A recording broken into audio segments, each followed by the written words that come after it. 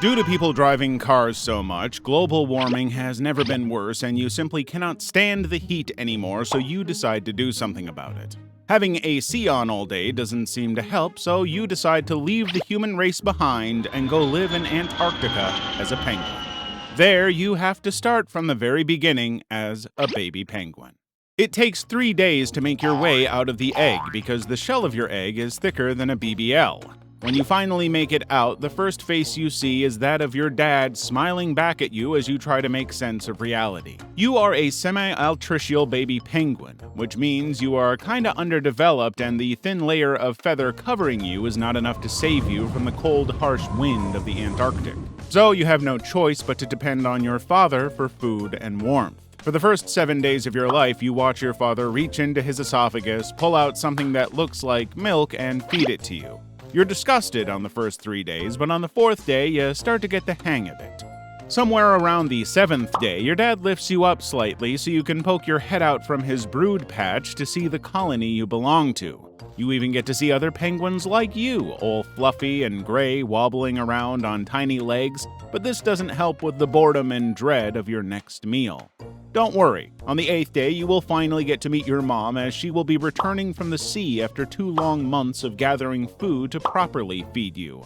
And if she doesn't come back, this will happen. Oh, here she is.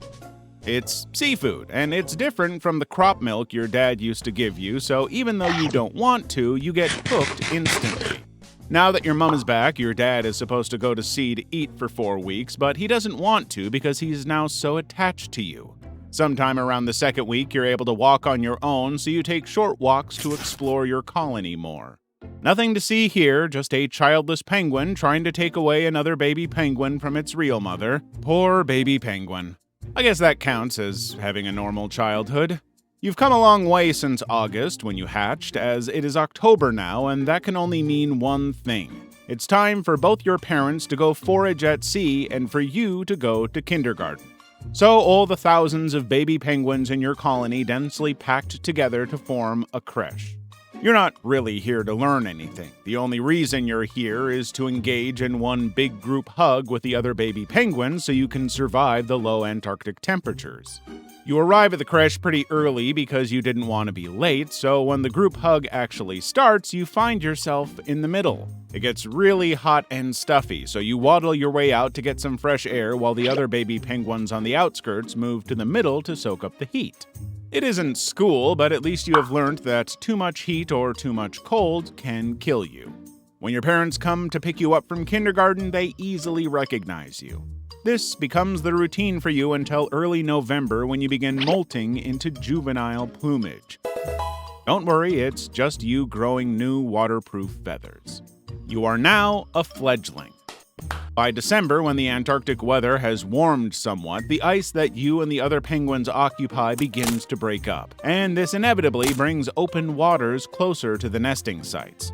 Fret not, you're safe from the waters because by this time, your new waterproof feathers have been fully developed. As a result, your parents now see you as old enough to take to the seas to fish for your own food, so they stop feeding you.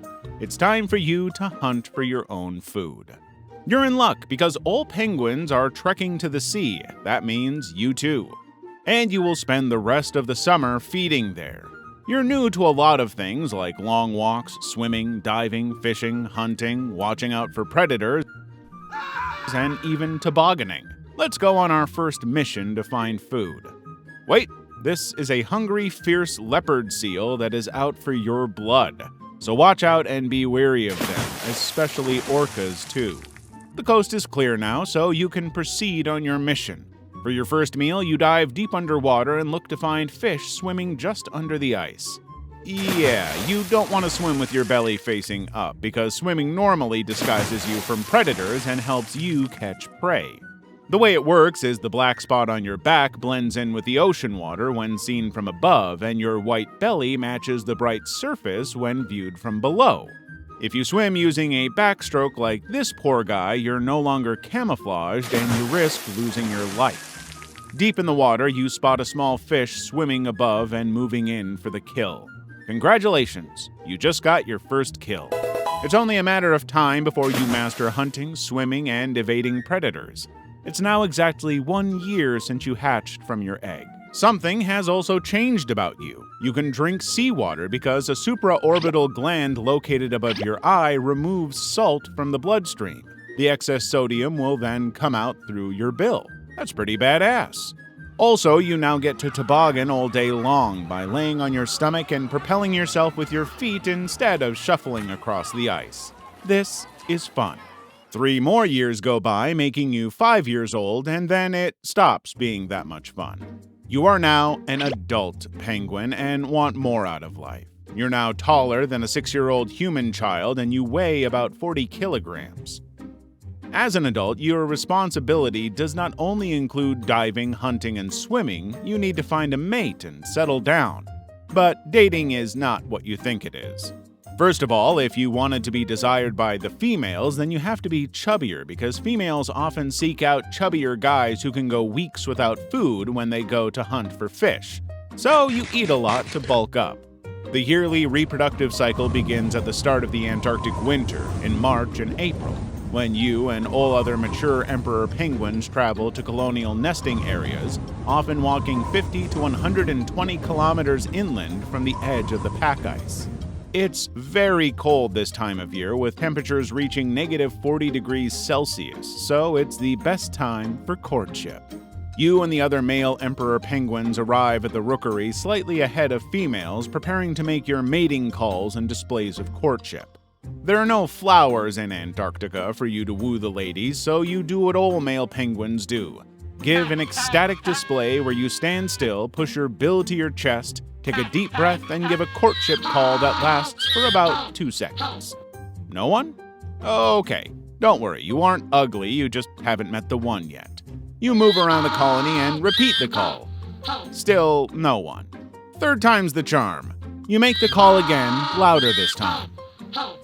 Oh, would you look at that beauty? You walk up to her and stand face to face. You both stand still and extend your necks upward, staring at each other for several minutes. The more you stare, the harder you fall for her. The ritual is complete. You are officially a couple.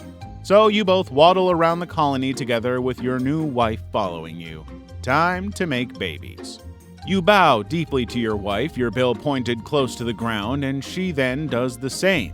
Wait, where are you going? Get back here. What you just did was foreplay. 12 seconds later. Great. You're gonna be a daddy in 2 months. You're new to this whole parenting stuff, so you're gonna want to be careful as she hands you the egg because you risk dropping the egg.